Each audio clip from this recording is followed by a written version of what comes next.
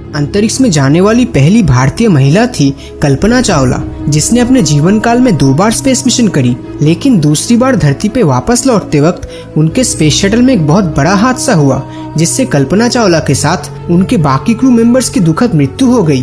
तो आखिर ऐसा क्या हुआ था कि नासा जैसी इतनी बड़ी स्पेस एजेंसी से भी इतना बड़ा हादसा हो गया? जानने के लिए इस वीडियो को एकदम अंत तक जरूर देखना। 17 मार्च 1962 जब हरियाणा के करनाल शहर में कल्पना चावला का जन्म हुआ था। अपने परिवार में सबसे छोटी बेटी कल्पना ने अपनी प्राइमरी एजुकेशन टैगोर बाल निकेतन से कंप्लीट किया, जिसके बाद उन्होंने अपनी इंजीनियरिंग पंजाब इंजीनियरिंग कॉलेज से कंप्लीट करी। स्पेस में इंटरेस्ट होने के कारण कल्पना चावला एरोनॉटिकल इंजीनियरिंग में अपनी ग्रेजुएशन करी। इसके बाद उन्होंने अपनी हायर स्टडीज को अमेरिका में पूरा किया और उसके बाद 1988 से कल्पना चावला नासा के लिए काम करना शुरू किया। नासा में ज्वाइन करने के 3 साल बाद अमेरिका के सरकार ने उन्हें वहां का सिटीजनशिप भी दे दिया। नासा में उन्होंने बहुत ही शिद्दत से काम करी। उनके इस डेडिकेशन और मेहनत को देख के उन्हें स्पेस मिशन के टॉप 15 टीम में शामिल कर लिया गया। लेकिन इन 15 लोगों में से सिर्फ 6 लोगों का ही स्पेस मिशन के लिए सिलेक्शन होना था, जिसमें कल्पना चावला भी शामिल थी। ये मिशन 2 मई 1997 में शुरू होने वाला था। कल्पना ने अपनी ये space mission space shuttle Columbia में पूरी की। ये मिशन करीब 15 दिन 12 घंटे तक चला, जिसमें कल्पना एक रोबोटिक आर्म ऑपरेटर का काम कर रही थी और मिशन पूरी तरह से सक्सेसफुल रहा। इसके बाद कल्पना चावला अपने दूसरे स्पेस मिशन में जाने वाली थी, जो 11 जनवरी 2001 को होने वाला था। लेकिन स्पेस शटल में क्रैक्स और तकनीकी खराबी के कारण ये मिशन लगातार डिले होता गया। अब ये डिले 3-4 बार के लिए नहीं बल्कि 18 बार हुआ। लेकिन इन सब के बावजूद इस मिशन का लॉन्च इवेंट 16 जनवरी 2003 को तय किया गया।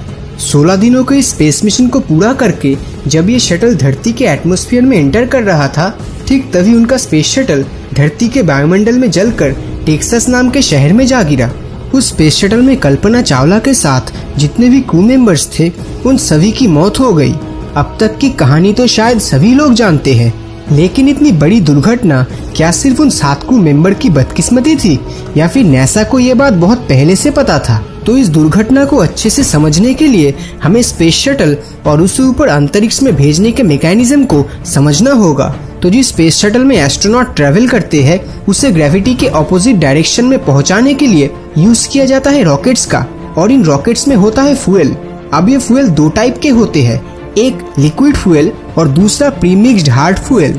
अब लिक्विड फ्यूल में ज्यादातर लिक्विड ऑक्सीजन का ही इस्तेमाल किया जाता है और ऑक्सीजन गैस की boiling point around -183 degree Celsius होती है। तो इतने कम तापमान को मेंटेन करने के लिए इस पूरे फ्यूल टैंक को इंसुलेशन फोम से कवर किया जाता है, ताकि बाहर की हीट इस फ्यूल टैंक के अंदर न आ सके। और ये इंसुलेशन फोम का लेयर टैंक के अंदर भी होता है और बाहर भी। इसके अलावा रॉकेट के बाहर बायोपैड रैम्प का एक और एक्स्ट्रा लेयर इस्तेमाल होता है और यहीं पे अटैच्ड होता है स्पेस शटल। अब स्पेस शटल कोई भी क्यों ना हो, उन सबके लिए सबसे बड़ा खतरा होता है हीट, और इसी हीट से बचने के लिए कई तरह का कोटिंग यूज किया जाता है।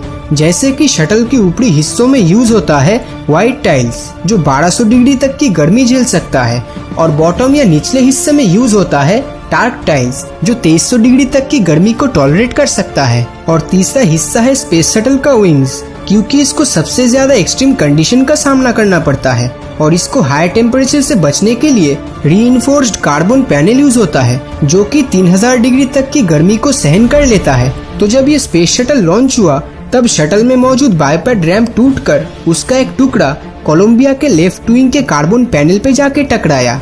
और किसी ने भी ये इमेजिन नहीं किया था कि एक बायोपैड रैम्प का फोम शटल के विंग को इतना डैमेज कर देगा कि जब वो शटल धरती पर वापस आएगा तब ये प्रेशर को झेल नहीं पाएगा, जिसके कारण सारी हीट इसके अंदर चली जाएगी। तो कुछ इसी तरह की सेम चीजें इस घटना में हुई थी। लॉन्च के दौरान इस फोम के टूटने वाली चीज को नासा ने नोटिस करी थी, लेकिन नासा को ये लगा ही नहीं कि एक फोम उस स्पेस शटल को इतना डैमेज दे सकता है। तो जिस समय स्पेस शटल धरती के एटमॉस्फेयर में घुस रहा था, तब स्पेस शटल के डैमेज हिस्से से सारी हीट अंदर जा रही थी और यही हीट के कारण स्पेस शटल खत्म हो गया। नासा की रिलीज की गई रिपोर्ट से जो भी इंफॉर्मेशन हमें मिला है, उससे यही पता चलता है कि उस हादसे के 10 सेकंड के अंदर प्रेशर की वजह से उनकी सांसें चली गई और ऑक्सीजन की कमी के कारण सभी क्रू मेंबर्स बेहोश हो गए। लेकिन अगर 10 सेकंड का टाइम वो लोग इस्तेमाल भी कर लेते तब भी वो टाइम स्पेस सूट पहनने के लिए सफिशिएंट नहीं होता। एटमॉस्फेयर में एयर प्रेशर ना होने के कारण उनका बॉडी टेम्परेचर बढ़ने लगा, साथ ही शरीर में मौजूद सारे लिक्विड्स बॉयल होना शुरू हुआ और किसी भी इंसानी शरीर को खत्म होने के लिए इतना टॉर्चर शायद काफी होता है। तो इसी के बाद कोलंबिया स्पेस शटल में मौजूद सारे क्रू मेंबर्स मर चुके थे। अब एटमॉस्फेरिक गैसेस के अंदर आने के कारण कोलंबिया का पूरा इंटरनल स्ट्रक्चर नष्ट हो चुका था। ये वही समय था जब स्पेस शटल से कंट्रोल रूम का सिग्नल पूरी तरह टूट चुका था। इस समय स्पेस शटल साउंड की गति से 22 गुना ज्यादा स्पीड से धरती के अंदर घुस रहा था। फिर जो हुआ वो तो आप वीडियो में देख ही सकते हो कि किस तरीके से स्पेस शटल धरती के एटमॉस्फेयर में जलकर टुकड़ों में बिखर गया।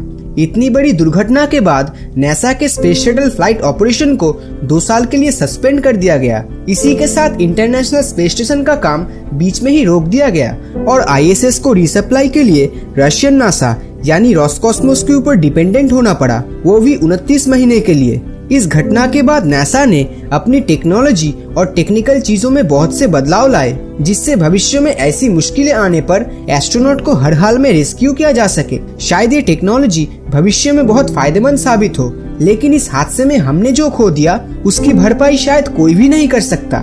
कहा यह भी जाता है कि नासा बहुत पहले से ही जानता था कि 7 क्रू मेंबर्स आखिर तक सरवाइव नहीं कर पाएगा, लेकिन नासा उनको ये बात नहीं बताना ठीक समझा और इन सब इंफॉर्मेशन का सोर्स मिशन कोलंबिया के प्रोग्राम मैनेजर ने दिया था। अगर प्रैक्टिकली देखा जाए तो स्पेस मिशन के दौरान नासा उन 7 क्रू मेंबर्स से अंतरिक्ष से रिलेटेड इंफॉर्मेशन ले तो रहा था, लेकिन उन लोगों को ये पता तक चलने नहीं दिया कि उनके लिए अब ज्यादा दिन नहीं बचा है। इसके पीछे ये तर्क भी दिया जाता है कि नासा के रिसर्चर्स ये नहीं चाहते थे कि मिशन पे गए क्रू मेंबर्स अपनी जिंदगी के कुछ आखिरी दिन ये सोच कर जिए कि हम बहुत जल्दी मरने वाले हैं। तो इसीलिए नासा ये इन्फॉर्मेशन उनसे छुपाना ठीक समझा, जो शायद एक तरीके से सही भी है, क्योंकि आप एक बार सोचकर देखो, हम सब एक न एक दिन मरने वाले हैं, राइट? लेकिन अगर हमें ये पता चल जाता है कि वो दिन कब आएगा तो तब हम मन ही मन उल्टी गिनती शुरू कर देंगे और जितना दिन गुजरेगा उतना ही खौफ बढ़ता जाएगा, जिससे हम प्रेजेंट में भी शांति से नहीं जी पाएंगे। तो उससे अच्छा यही है कि हमें पता ही ना चले कि मौत कब और कैसे आएगा। तो शायद ऐसा ही कुछ सोचकर नासा ने ये डिसीजन लिया। अब इस पूरे घटना में नासा का कोई भी गलती नहीं है, ऐसा बिल्कुल नहीं कहा जा सकता, क्योंकि ये वही मिशन था जिसे नासा तकनीकी खराबी को लेकर 2 साल से टाल रहा था। मगर 2 साल के समय के बावजूद नासा अपनी गलती सुधार नहीं पाया और जिसका खामियाजा हम सबको भुगतना पड़ा। काश 18 बार की तरह उस बार भी अगर ये मिशन डिले हो गया होता तो भारत की शान कल्पना चावला आज भी जिंदा होती। इस भयानक हादसे के पीछे क्या नासा ही पूरी तरह जिम्मेदार था या फिर ये सिर्फ कल्पना चावला की बदकिस्मती थी? अपना ओपिनियन नीचे कमेंट करके जरूर बताएं। और अगर ये वीडियो आपको अच्छा लगा हो तो इस वीडियो को लाइक और अपने दोस्तों के साथ शेयर करना मत भूलना। और अगर अभी तक आपने हमारे चैनल को सब्सक्राइब नहीं किया है तो सब्सक्राइब करके नोटिफिकेशन बेल को ऑन कर दीजिए, क्योंकि मैं ऐसी ही वीडियोस हर हफ्ते लाता रहता हूँ। तो मिलता हूँ आपसे अगले वीडियो में और हमेशा की तरह थैंक्स फॉर वॉचिंग।